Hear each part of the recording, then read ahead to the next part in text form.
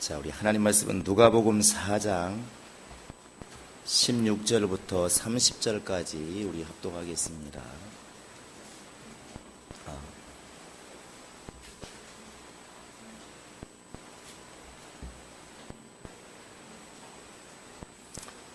자, 우리 성경을 먼저 읽겠습니다. 4장 16절로 30절입니다. 시작. 예수께서 그 자라나신 곳 나사렛에 이르사 안식일에 늘 하시던 대로 회당에 들어가사 성경을 읽으시려고 서심해 선지자 이사야의 글을 들이거늘 책을 펴서 이렇게 기록된 데를 찾으시니 곧 주의 성령이 내게 임하셨으니 이는 가난한 자에게 복음을 전하게 하시려고 내게 기름을 부으시고 나를 보내사 포로된 자에게 자유를 눈먼 자에게 다시 보게 함을 전파하며 눌린 자를 자유롭게 하고 주의 은혜의 해를 전파하게 하려 하심이라 하였더라. 책을 덮어 그 맡은 자에게 주시고 앉으시니 회당에 있는 자들이 다 주목하여 보더라. 이에 예수께서 그들에게 말씀하시되 이 글이 오늘 너희 귀에 응하였느니라 하시니 그들이 다 그를 증언하고 그 입으로 나오는 바 은혜로운 말을 놀랍게 여겨 이르되 이 사람이 요셉의 아들을 아니냐. 예수께서 그들에게 이르시되 너희가 반드시 의사야 너 자신을 고치라는 속담을 인용하여 내게 말하기를 우리가 들은 바 가버나움에서 행한 일을 내 고향 여기서도 행하라 하리라. 또 이르시되 내가 진실로 너에게 이르노니 선지자가 고향에서는 환영을 받는 자가 없느니라. 내가 참으로 너에게 이르노니 엘리야 시대에 하늘이 3년 6개월간 닫히어 온 땅에 큰 흉년이 들었을 때 이스라엘에 많은 과부가 있었으되 엘리야가 그중 한 사람에게도 보내신 받지 않고 오직 시돈 땅에 있는 사렙다의 한 과부에게 뿐이었으며 또 선지자 엘리사 때에 이스라엘에 많은 나병 환자가 있었으되 그 중에 한 사람도 깨끗함을 얻지 못하고 오직 수리아 사람 나아만 뿐이었느니라.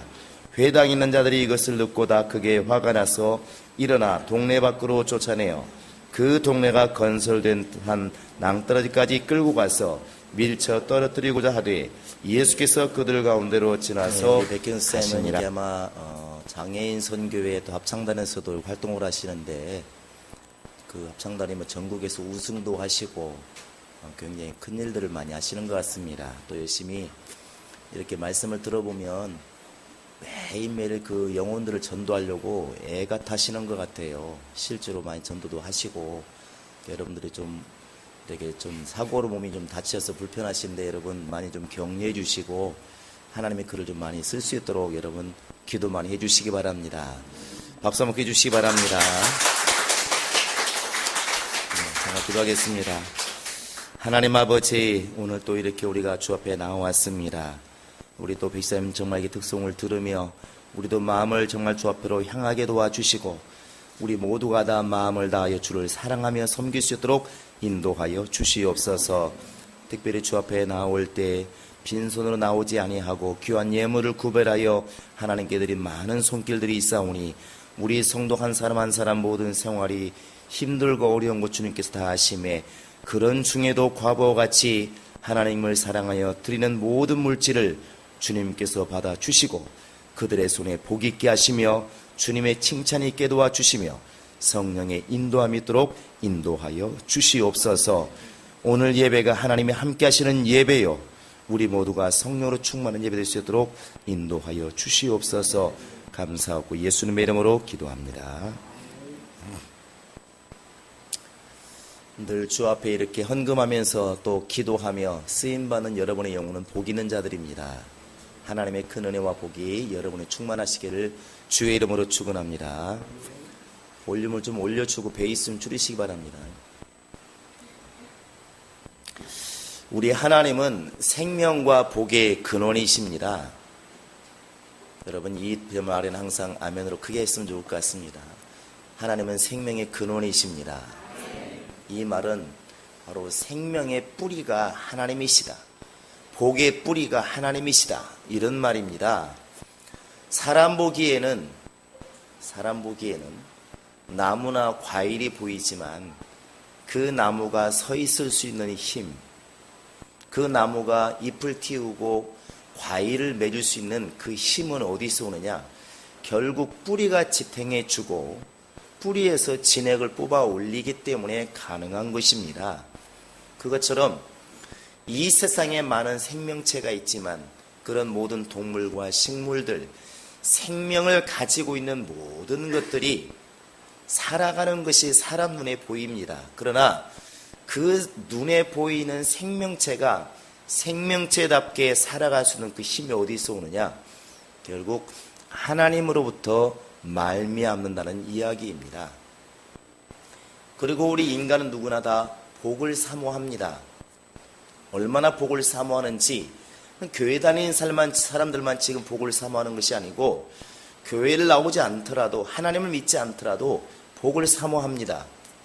그래서 우리나라 사람들도 복조리를 만들어서 이렇게 걸어두기도 하고, 그리고 이제 베개라든지 또 이불에도 복의 술을 놓아서, 지금은 그런 일은 없지만 과거에 우리 조상들이 그 복자를 수놓아서 쓰기도 하고, 이렇게 하면 복이 들어온다, 저렇게 하면 복이 나간다, 얼마나 많은 말을 들었습니까? 복을 많이 사모하고 있다는 것이죠. 그러나 불신자와 믿는 사람의 차이가 어디 있느냐 하면, 믿는 사람은 복이 어디서 오는지를 알고 있습니다. 믿지 않는 사람들은 복을 사모하는 것은 있지만 그 복이 어디서 오는지를 이렇게 모르고 있는 것이죠.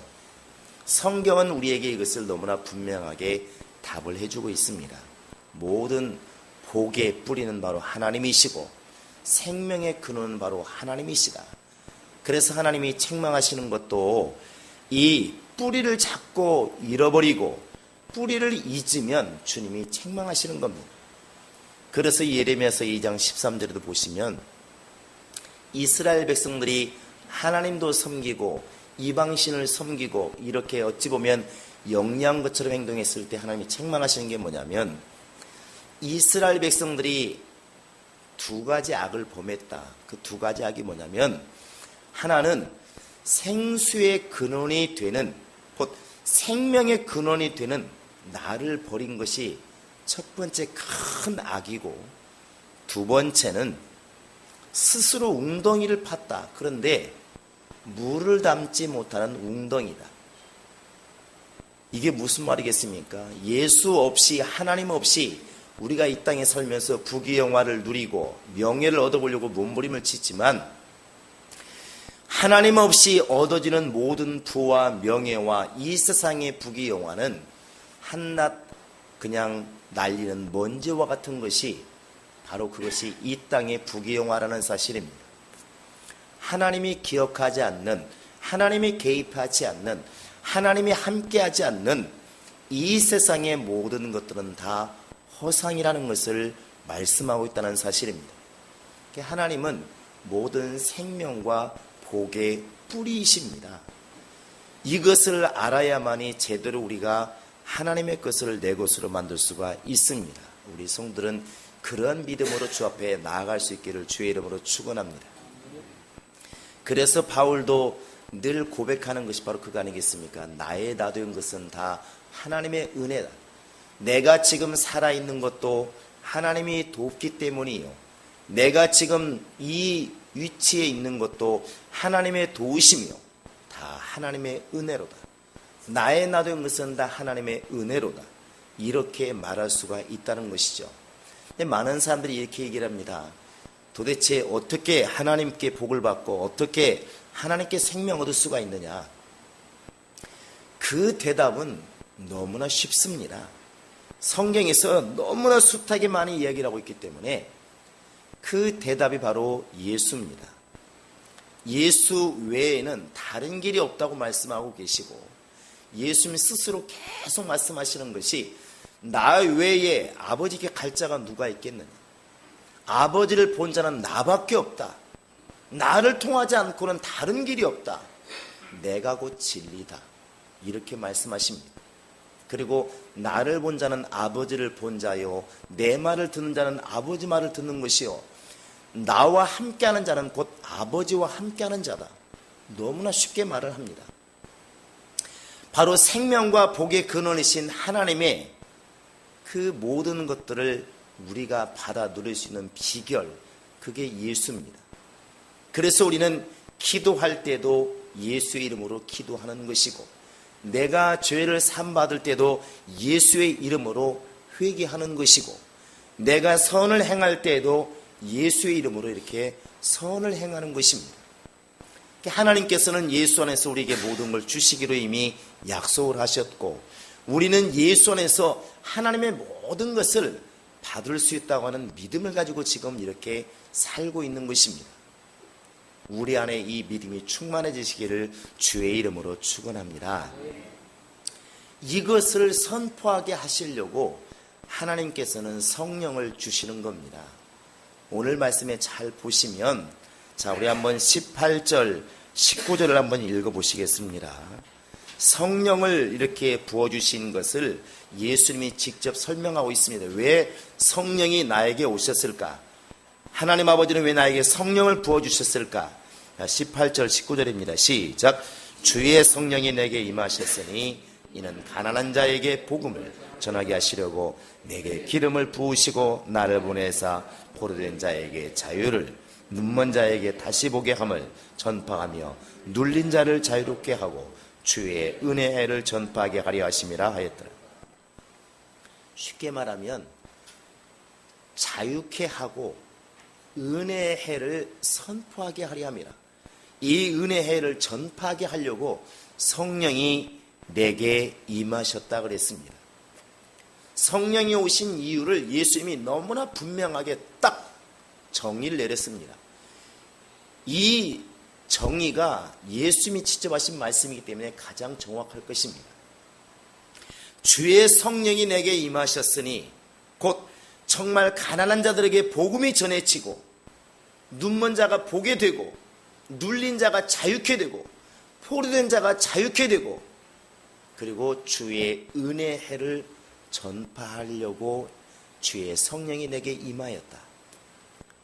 여러분, 이것을 항상 이렇게 마음에 염두에 두시기 바랍니다. 성령이 왜 내게 오셨을까? 성령 충만해서 뭐 하려고? 우리가 성령 충만을 왜 부르짖는가? 이것은 바로 가난한 자에게 복음을 전하게 하시려고, 눌린 자에게 자유를, 포로된 자에게 자유를, 쉽게 말하면 자유를 주시려고, 그리고 은혜의 해를 전파하게 하시려고 성령이 임하셨다, 이렇게 말씀하고 있습니다. 쉽게 말하면 자유를 주시려고, 또 하나는 이 자유를 선포하게 하시려고, 전파하게 하시려고 오셨다는 것입니다. 여기서 우리가 알아야 될 것이 이제 19절에 보시면 주의 은혜의 해를 전파하게 하려 하심이 이렇게 되어 있는데, 은혜의 해, 그러니까 한글로는 잘 이렇게 표시가 안 나는데, 이 해라는 말이 1년, 2년, 영어로 말하면 year 이렇게 말하지 않습니까? 올해, 내년 이렇게 말하는 것처럼 그 매년을 이렇게 얘기하는 것입니다. 그런데 특별하게 주의 은혜의 해가 언제일까? 우리나라도 마찬가지지만 세계적으로 행사가 있을 때는 그렇게 선포를 합니다. 올해는 월드컵의 해, 뭐 올림픽의 해, 이렇게 막 관광 원년의 해, 이렇게 많이 선포를 합니다. 국가에서도. 그런데 말씀해 보시면 주님의 은혜의 해라 이렇게 말하고 있습니다. 언제일까요? 이것은 지금 구약으로 말하면 희년을 얘기합니다. 희년. 희년은 기쁠 자를 볼 수 있습니다. 기쁜 년이죠. 자유스럽습니다.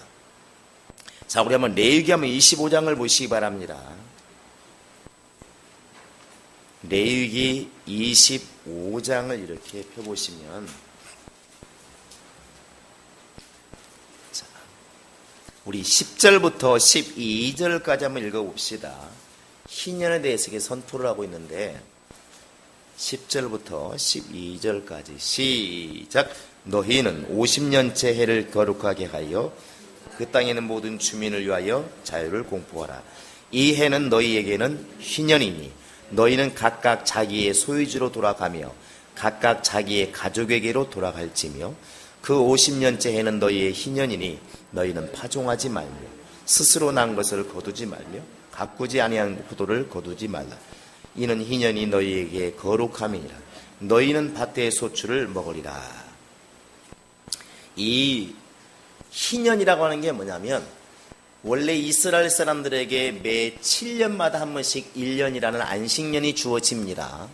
요즘에도 뭐 교단에 따라서는 목사님들도 왜 6년 사역하고 1년 쉬는 안식년을 지키는 교단이 있잖아요. 들어보셨을 겁니다. 근데 7년에 한 번은 안식년이 있고 그 7년 안식년이 7번 되면 7, 7에 49, 49년이 되는데 그 다음 해가 뭐냐면 희년이라는 것입니다. 안식년이지만 특별한 해라는 것이죠. 이 해에는 어떤 일이 벌어지냐면 종들을 갖다가 놓아줘야 됩니다. 그리고 밭을 산 게 있으면 물려주고 집을 갖다가 산 것도 있어도 다시 원주인에게 물려주고 이렇게 이제 다시 놓아주는 해입니다. 놓아주는 해. 쉽게 말하면 자유케 되는 해입니다. 그래서 50년이 되면 희년이 되면 종들이 자유를 얻게 되고 그동안 내가 집을 팔았던 땅을 팔았던 모든 것들을 이제 다시 회복하게 되는 것이죠. 그래서 이 레위기 25장에는 계속 그런 것들을 지금 말하고 있습니다. 희년이 되면은 종들을 놓아 주어라. 땅들도 돌려 주어라. 이렇게 이런 말들을 선포하고 있습니다. 그래서 희년이란 이 희년이라는 것이 다른 때와 다른 게 뭐냐면 자유를 찾게 된다는 것입니다. 근데 여기에는 하나님께서 하나님의 질서를 회복한다고 하는 그런 뜻이 이렇게 담겨 있습니다. 여러분 잠시 동안 이렇게 머리를 한번 이렇게 저 출애굽으로 돌아가 보시면 40년 동안 광야를 힘들게 지나서 요단강을 건너서 가나안 땅을 정복했습니다. 여호수아가 다 정복한 다음에 르우벤은 이쪽을, 유다는 여기를, 갓지파는 동쪽을 이렇게 뭐 다 나누었습니다. 땅을 나누고 이제 거기 살고 있습니다. 하나님이 지경을 나눠준 것이죠. 그런데 1년 사다 보니까 어떤 사람들은 돈을 많이 벌기도 하고 어떤 사람은 가난하게 되기도 하겠죠. 그러니까 집도 팔기도 하고 또 땅을 팔기도 하겠죠. 어려우니까. 그 다음에 어떤 사람은 너무나 힘드니까 자기가 아예 남의 소장농으로 들어가기도 하고 종으로 들어갈 수도 있겠죠. 너무 먹고 살기 힘드니까. 이러다 보니까 원래 하나님이 세워놓았던 이런 구역이라든지 이런 질서가 다시 이렇게 흐트러지는 것입니다. 그런데 희년이 되면 하나님의 해가 되면 이게 다시 다 회복이 되는 것입니다. 가옥을 돌려주고 내 형제였지만 가난해서 내 집에 와서 종살이하던 사람에게 다시 풀어주니까 다시 원위치가 되어서 원래 시작한 것처럼 다시 시작하게 되는 것이죠. 그러니까 이 희년이 되면 이스라엘 사람들에게는 참 자유를 이렇게 만끽하게 되는 것입니다. 땅도 마찬가지고 집도 마찬가지고 사람도 마찬가지고 이것을 잠시 동안 이제 육신적인 이스라엘을 떠나서만 영적으로 생각해 보시기 바랍니다. 자, 우리 인간은 예수님이 오시기 전까지 죄라고 하는 것 때문에 사람은 남의 집에 종으로 갈 때는 돈 때문에 가는 거 아니겠습니까? 돈이 없으니까 종살이 하는 것이죠. 그런데 사람은 죄 때문에 마귀의 종이 되었지 않습니까? 마귀의 종이 되었어요. 그러니까 다시는 거기서 헤어나올 수가 없는데 예수님이 이 땅에 오셔서 피 흘려 죽으심으로 죄값을 지불하심으로 그 예수님이 오심으로 우리가 해방되었다는 것이죠. 우리 인간에게는 마치 희년과 같이 그 종살이하던 곳에서 노임받는 그러한 자유가 주어진 것입니다. 예수 안에서. 할렐루야. 이것이 우리에게는 어마어마한 기쁨인 것입니다. 이스라엘 백성들은 애굽에서 나온 것이 자유였었죠. 그러나 크게 보면 우리가 지금 마귀의 아래에 있다가 종살이 하다가 지금 예수를 통해서 나오게 된 이것이 우리 인간에게는 가장 큰 희년인 것이고 가장 기쁨이라는 것입니다. 그런데 지금 왜 오늘 말씀 보시면 성령이 내게 임하신 이유가 은혜의 해를 전파하게 하시면 이렇게 말하고 있는데 구약처럼 1920년대 70년 2030년 이렇게 정하진 않았습니다. 성령이 오신 것은 이 은혜의 해를 전파하게 하려 함이라 이렇게만 되어 있습니다. 구약과 신약이 다른 것은 구약에는 이 안식년이 정해져 있었고 희년이 정해져 있었습니다. 지금도 뭐 이걸 또 개선해 가지고 주님 오신다 안 오신다 하시는 분들이 많이 있는데, 바로 신약에서는 예수 그리스도를 영접하고 성령으로 우리가 거듭나는 그 날이 내 영혼에게는 희년의 기쁨이 되는 것입니다. 그래서 성령이 임하신 이유를 이렇게 예수님께서는 직접 죄송합니다. 말씀하고 있다는 사실입니다. 그래서 이 은혜의 해라는 말과 바로 속죄라는 말과 자유라는 말을 여러분 분리해서 설명할 수가 없습니다. 우리가 예수를 설명할 때 예수 믿고 구원받으세요 이렇게 말하잖아요. 우리 옆 사람 해보세요. 예수 믿고 구원받으세요. 시작. 그러면 이렇게 말하겠죠. 나 예수 믿는 거 모르시나? 다 알죠. 그런데 예수 믿고 구원받으라고 말할 때 구원이 무엇을 말하나요? 우리 성도는 다 압니다. 이미 이렇게 말하면 이사야서 53장이 확 지나간 사람도 있지 않습니까? 그가 채찍에 맞음으로 우리가 나음을 입었고, 그 다음에 뭡니까? 그가 징계를 받음으로 우리가 평화를 누리고, 그가 피 흘려 죽으시면 우리가 구원을 받고, 이런 것들이 팍팍 떠오르잖아요. 구원이라는 게 뭐겠습니까? 사망 가운데서 건진받고, 가난으로부터 건진받고, 징계로부터 건진받고, 모든 병으로부터 건진받고, 마귀로부터 건진받는 이것이 구원입니다. 그게 바로 자유라는 것이죠.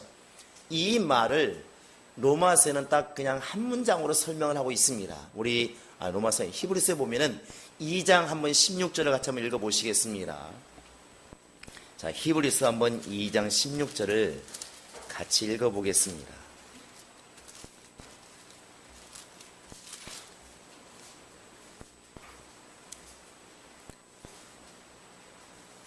15절 16절 시작. 또 죽기를 무서워함으로 한평생 매어 종노릇하는 모든 자들을 놓아주려 하심이니 이는 확실히 천사를 붙들어 주려 하심이 아니요 오직 아브라함의 자손을 붙들어 주려 하심이니라. 죽기를 무서워함으로 한평생 매어 종노릇하는 모든 자들을 놓아주려 하심이니, 희년의 종들이 노임받는 것처럼 그렇게 우리가 마귀의 종이었다가 예수 그리스도를 통하여 다시 노임받는 자유를 얻게 됐다는 사실입니다. 이것이 바로 성령이 오셔서 우리로 하여금 전파하게 하시고 알게 하신 일이라는 사실이 있죠. 성령이 오셔서 충만해지면 무엇을 알게 되냐면 내가 자유자라는 사실을 이렇게 알게 되는 것입니다. 내가 다시는 종이 아니라, 마귀의 종이 아니라 하나님의 자녀가 되어서 정말 참 자유자라는 사실을 이렇게 알게 된다는 것이죠. 그래서 우리가 너무나 잘 알는 이 요한복음 8장 32절에 쭉 보시면 진리를 알지니 진리가 너희를 뭐하리라? 자유케 하리라 그랬습니다. 진리를 알지니 진리가 너희를 자유케 하리라. 이렇게 말씀하시면 예수님이 하신 말씀이 있습니다. 성령을 받으라. 곧 저는 진리의 영이다. 그가 너희를 진리 가운데로 인도하시리라. 그러니까 인간이 자유하고 싶은데, 죄로부터 자유하고 모든 마귀로부터 자유하고 싶은데, 그 자유를 하려면 진리를 알아야 되고, 진리를 알려면 진리의 영이신 성령의 인도를 받아야만이 제대로 진리를 이렇게 알 수가 있다는 것이죠. 우리가 성령으로 충만해지면 당연히 진리를 알게 되고, 진리를 알게 될 때 비로소 우리의 심령이 자유라고 하는 사실을 이렇게 알게 된다는 것입니다. 왜 이렇게 주님께서 강하게 설명하실까 돌아보시면, 사람에게는 이 습성, 타성, 이게 굉장히 무섭습니다. 이게 습관이라는 게 잘 안 고쳐지잖아요. 이게 생각을 해봤습니다. 희년이 되면은 집에서 이렇게 노임받는 종들이 다시 자유를 얻게 되는데, 그게 지난달에 온 종들은 굉장히 익숙하겠죠. 노임받는 것이. 그런데 만약에 30년 동안 종살이한 사람이 오늘부터 자유다 이렇게 했을 때 그 자유가 여러분 망각이 될까? 이해가 될까? 갑자기 자기 집을 찾고 자기 권리를 찾고 이게 가능할까? 쉽지 않을 것 같습니다. 쉽지 않을 것 같아요. 그래서 바로 성령께서 이런 것들을 찾고 감동을 주시는 것이고, 성령이 계속 우리를 깨우치는 게 뭐냐면, 다시는 죄의 종이 되지 말아라. 다시는 마귀의 종이 되지 말아라. 다시는 세상의 종이 되지 말아라. 왜 너희가 예수 그리스도를 통해서 이제 신년의 종들이 자유케 되는 것처럼, 다시 권리가 회복된 것처럼 권리가 회복되어졌는데 아직도 너희는 세상의 종이 되어 있고 마귀의 종이 되어 있고 죄의 종이 이렇게 되어 있느냐고 지금 질문하고 있는 것입니다. 책망하고 있는 것이죠. 우리가 지금 성령을 이야기할 때 성령을 통해서 우리가 지금 얼마나 자유를 지금 알고 있는지, 자유를 누리고 있는지 여러분 우리 자신을 이렇게 돌아봐야 될 줄로 믿습니다. 얼마나 우리가 아직도 매여 있는지, 세상에 매여 있고 죄에 매여 있고 원수에게 지금 얼마나 매여 있는지, 주님께서는 끊임없이 말씀하고 있지 않습니까? 네가 병에서 놓여 건강할지어다. 모든 것부터 놓아주는 것이 바로 우리 예수님이신데, 이 은혜의 해를 선포하는 것이 바로 성령이신데, 우리가 지금 그것을 알면서도 그것을 누리지 못하는 것은 권리는 가지고 있지만 사용하지 못하고 있다는 증거입니다. 그래서 예수 믿는 자들에게 이제 기도가 필요한 것이죠. 기도는 정말 원래 없는 것을 지금 달라고 떼를 쓰는 것이 아니지 않습니까? 기도는 권리를 가지고 기도하는 것입니다. 기도를 가지고 요구하는 것입니다. 자, 기도는 권리다. 시작. 기도는 권리다. 기도는 권리다. 은행에 가서 자기 통장으로 자기 돈을 찾을 때 아쉬워하는 사람이 없습니다. 비는 사람이 없어요. 그냥 당당히 요구를 하죠. 기도도 마찬가지라는 것입니다.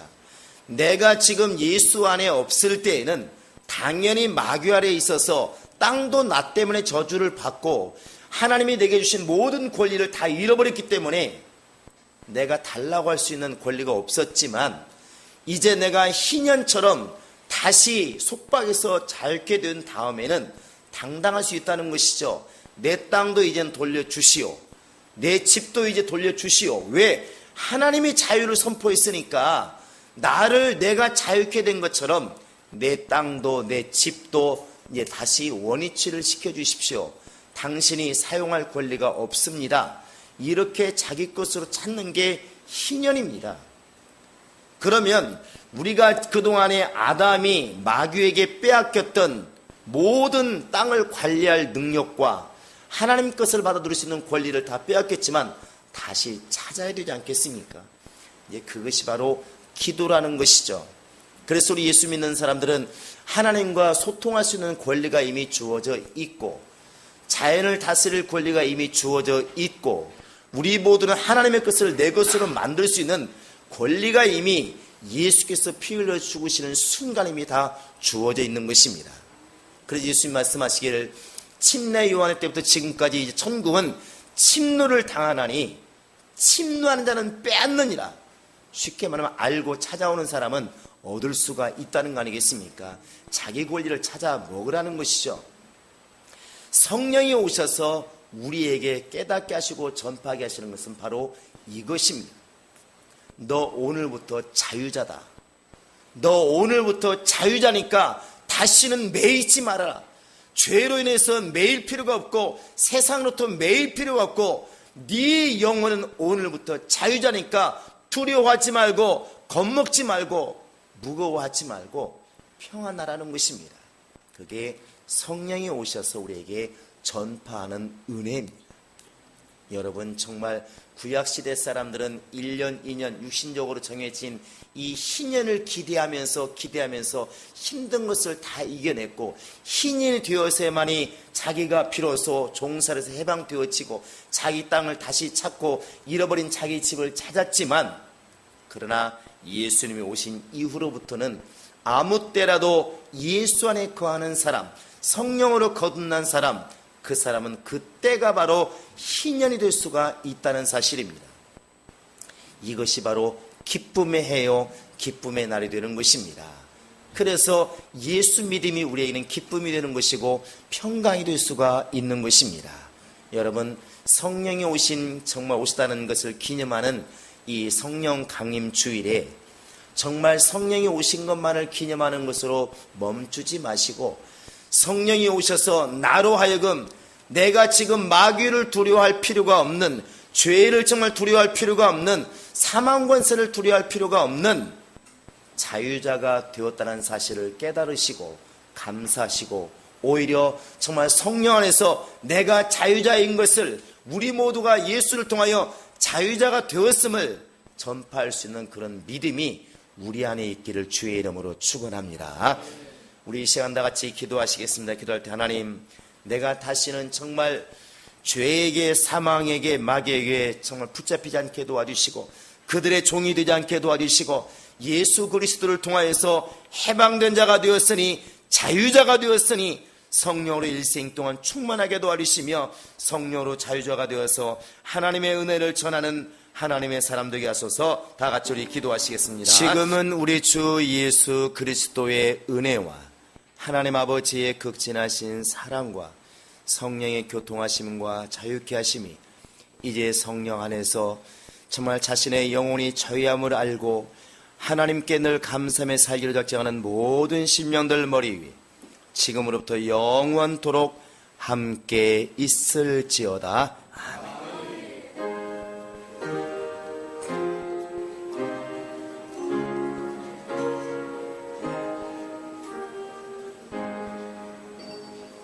우리 하나님께 모든 영광 돌리겠습니다.